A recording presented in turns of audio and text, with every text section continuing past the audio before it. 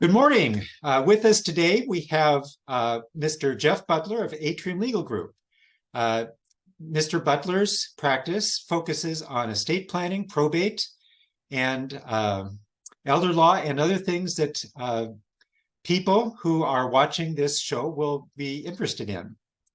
And we have a couple of topics that frequently come up, and Mr. Butler is prepared to talk to us about his experience with these and what his expertise on these topics. So thank you for being with us, Jeff. Yeah, thanks for having me. Great to be on your show.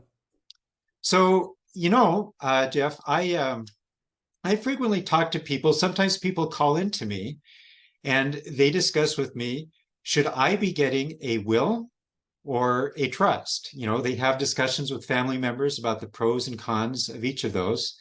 Um, what advice would you give to someone as to whether or not they should do a will or a trust? That's a good question. It's a tough one, and it's one that comes up all the time in my practice. I think I've heard Susie Orman and Dave Ramsey, pound the fist and say everybody needs a trust. Everybody, you need a trust. Everybody needs a trust, and that's just simply not the case. It's just simply not true. Not everybody needs a trust. They work well in certain situations, but picture a situation with a 80-year-old mom who's living in an apartment or with her only child, and she doesn't have any real estate, and she's got a couple of financial accounts. Does she really need a complex trust to detail who her beneficiaries are? Of course not. Now flip that a little bit and say you're a young couple, or you've got kids that are young, or you've got kids that are financially irresponsible. Do you need a trust in that situation? Very probably. You don't want to give your 18-year-old kid $200,000 and say, here you go, don't be stupid, right? And likewise, with older kids, if you've got a kid that is struggling with addiction of any kind, or is just financially irresponsible, or married, Betty Gold Digger, you don't want to give them everything in a lump sum. If they're an addict, it might kill them, right? So a trust is the only way to distribute assets over time.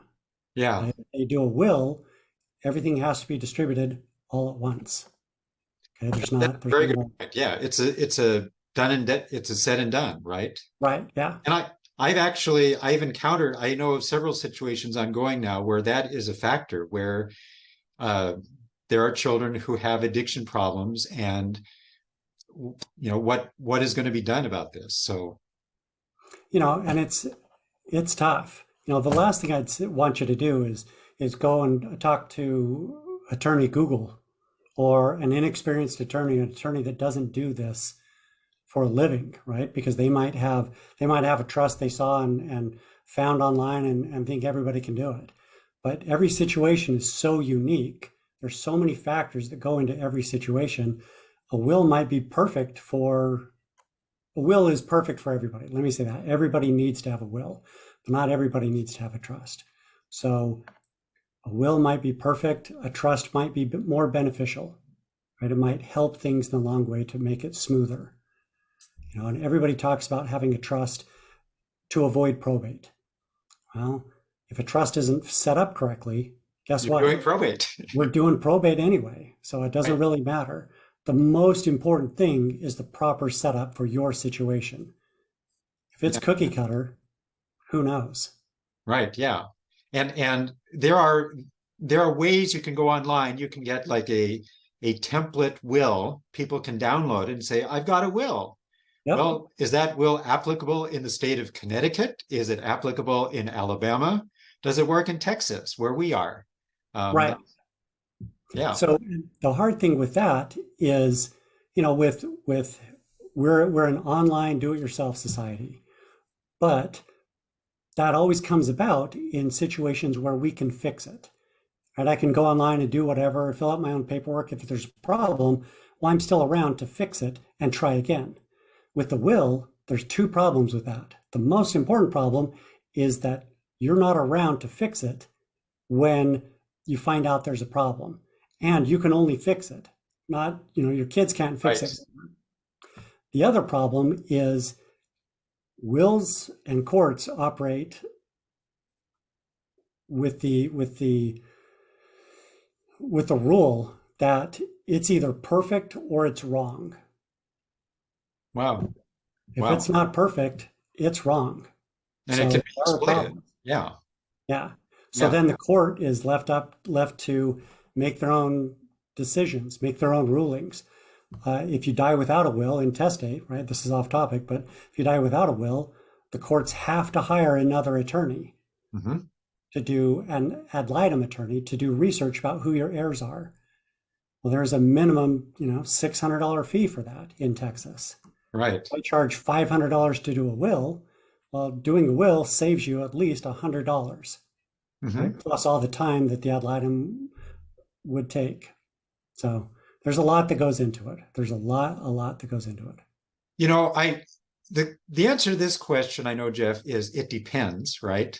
But as a With all general rule, over the long run, like the upfront costs of hiring an attorney to do something versus, after the decedent has passed away, and then there's some costs that could be incurred. What are the overall costs of doing simply a will or doing a will with also a trust? So, yeah, it Depends, really right? depends. And Yeah, that's usually my answer to everything. It right. depends because there's so But many an factors. attorney, Yeah, it's attorney 101. It's first day of law school. right? All questions, it depends.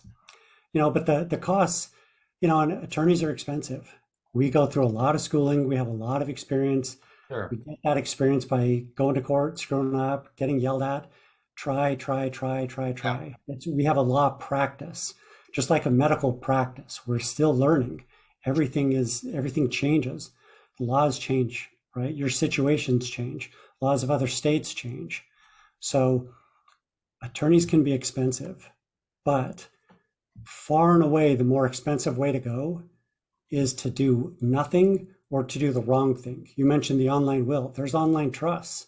They're horrible. yeah. There's, Oh my there's gosh. trusts that can be done. I met with a lady 2 weeks ago. She had a 4-page will or a 4-page trust. It was garbage, absolute garbage. I don't know how to do anything with it. So the cost of fixing that is about the same as doing it correctly the first time, but she's already paid for it the first time. So she has probably double the cost.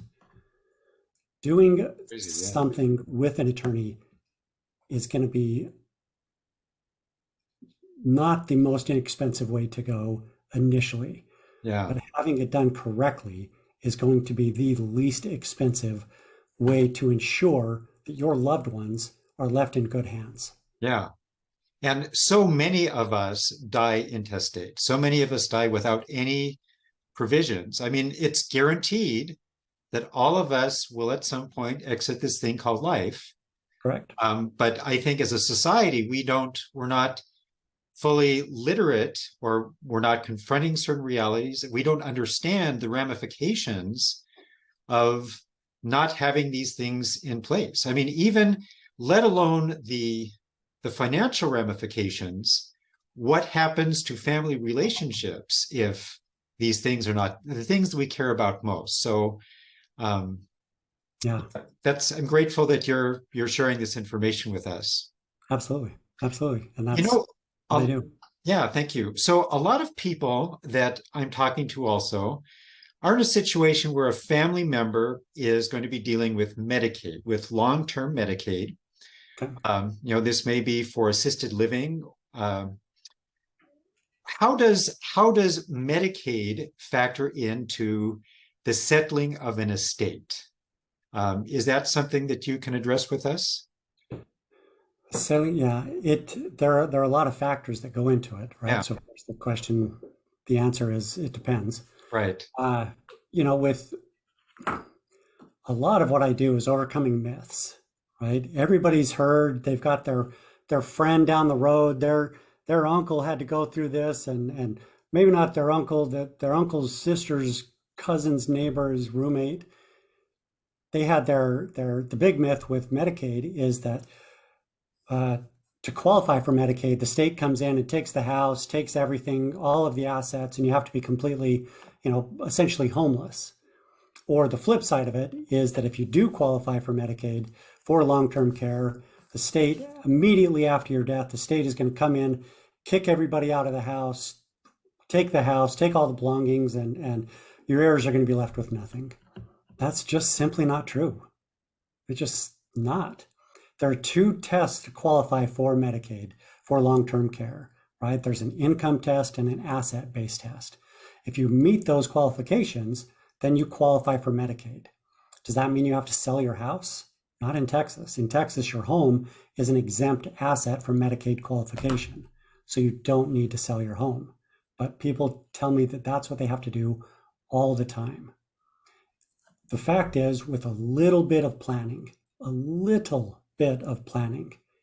prior to applying for Medicaid, we can, if you're with a professional that does this, again, not attorney Google or my friend that does criminal law down the street, somebody that does this for a living, with a little bit of planning, we can protect most, if not all, of your assets from Medicaid recovery.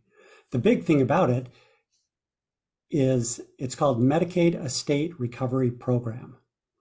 Medicaid recovers from your estate.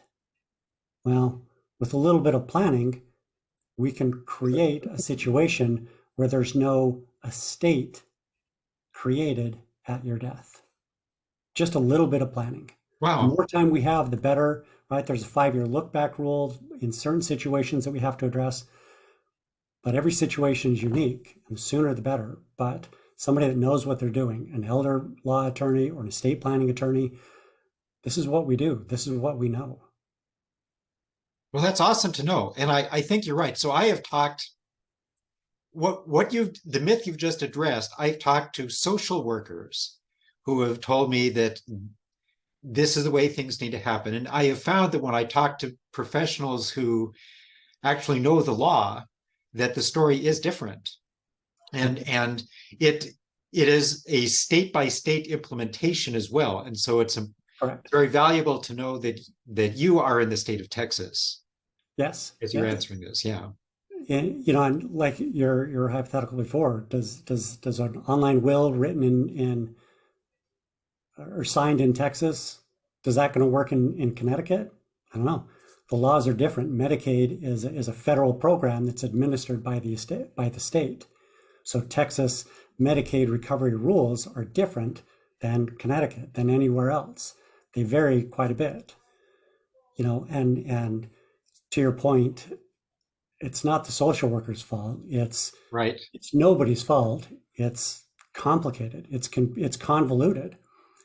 But in this, as in all areas of law, words have meaning. Sure do.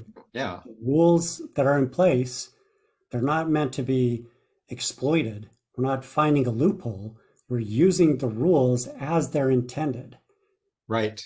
Why would you not use the rules as they're intended and let somebody that doesn't know what they're talking about force you to potentially disinherit all of your heirs unintentionally? Right. You just wouldn't. Right. Words have meaning. And I think something that you've said, and this is, I think, so valuable for people to understand. So there is this understanding out there that people need to be driven into poverty before they can access Medicaid. And I have talked to, it's interesting when I tell some people that this is not necessary. Sometimes the reactions are, well, they are abusing the system if they're receiving Medicaid, right? That's not the way things are supposed to be. That's my tax dollars that are subsidizing people who don't need it. And actually, it's one of the things that, I mean, if one of the sensible things we could ever do would be to prevent families from being driven into poverty. I mean, why would we not do that? Well, these laws aren't written by legislators with the intent to defund their own government. Right. Legislators are not known for defunding their own government, right? This Do is you right. remember the last time spending went down in government? Me either, Yeah. right? So their goal is not to do that. Their goal is to create a system where we don't have multiple generations on Medicaid, right? A husband and wife, one spouse needs to go into a nursing home, and the spouse, the non-nursing home spouse, do they need to be destitute? Should we have them homeless? Of course not. So the spouse that needs care needs to have a way to receive quality care while still allowing the non the staying out spouse, by allowing them to figure out a way for them to be able to live on their own and not be another financial burden on the state. So we're just following the rules. We're working within the rules. Yeah. If you can get to the point that people are not reliant on the government for their Right? sustenance, you've done everybody a favor. Everybody, Everybody. Yeah. everybody. Yeah. And we're not talking about billionaires hiding billions or millionaires doing that. There's just, it can happen. I can think of situations, I'm sure it has happened, but that is going to be one in a million, right? It Yeah. just doesn't happen. The system isn't set up to do that. No. That And there's so much work that would have to go in to hiding and preparing and preventing assets in a way so you can qualify for Medicaid, to be in a Medicaid accepting facility. Well, if you have millions, why would you do that anyway? why on earth would you do that? Yeah. We're not talking, it's not going to cost 3 million to be in a nursing home for 5 years. We're talking about 75,000, 80,000 a year for 3 to 5 years. So Right. they're going to hide millions to be in a Medicaid facility rather than spending 400,000. Yeah. It just doesn't make sense. Yeah. It makes zero sense. Again, logic is, you have to look at things logically and how would it work. Again, find somebody that knows their way around and can do this, that does this for a living. Yeah, for sure. Right. Yeah. And at Atrium Legal Group, my law firm, this is all we do. Like you mentioned, we do estate planning, we do probate, we do some business formation, some real estate. So our core business is around probate, the avoidance of probate, Medicaid planning, long-term care planning. Right? Yeah. We don't go all over the map, but our attorneys have a simple focus to take care of our clients and their heirs. It's just logical. And there is something to be said too. So I have noticed, so it's common for an attorney's office to say that they do probate, for example.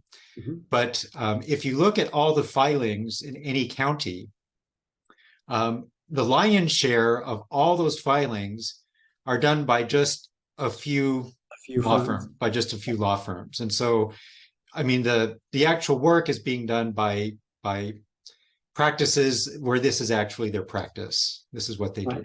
Yeah. And that's, any attorney can do a will. Yeah. Any attorney can do a divorce. Any attorney can do a criminal case. But if I don't ever practice criminal law, right, it's hard to, yes. You get a DUI, do you really want me to be the one to keep you out of jail? Or would you prefer to have somebody that actually does this all day, every day, knows the rules, knows the procedure, and knows how to get you the best defense possible? Yeah. Why on earth would you hire somebody that doesn't do criminal law to handle? Does it part-time or only? Yeah. Or occasionally. Why would you hire them when if you have two people two attorneys that are qualified, and qualified meaning they're licensed, why would you pick the one that has zero experience in doing what you need? Or that's 1 or 2% of their practice versus somebody that has 99% of their practice in the area that you need help in. Right. The same would be true in real estate or anything else. And if you're talking to a doctor, right? It's all Talking to a doctor, yeah. right? Yeah. You're going to have your general practitioner do brain surgery? Probably not. Probably not. Yeah. Well, Jeff, we all need the education that you've shared with us today. And so I want to thank you for taking some time today to talk to us. Absolutely. You're very welcome. Very welcome. So thank you all for joining us today. Again, my name is Michael Lund. I'm of Lund Life Transitions. This is Mr. Jeff Butler of the Atrium Legal Group. And there will be more information on this channel in the future. Thanks for joining.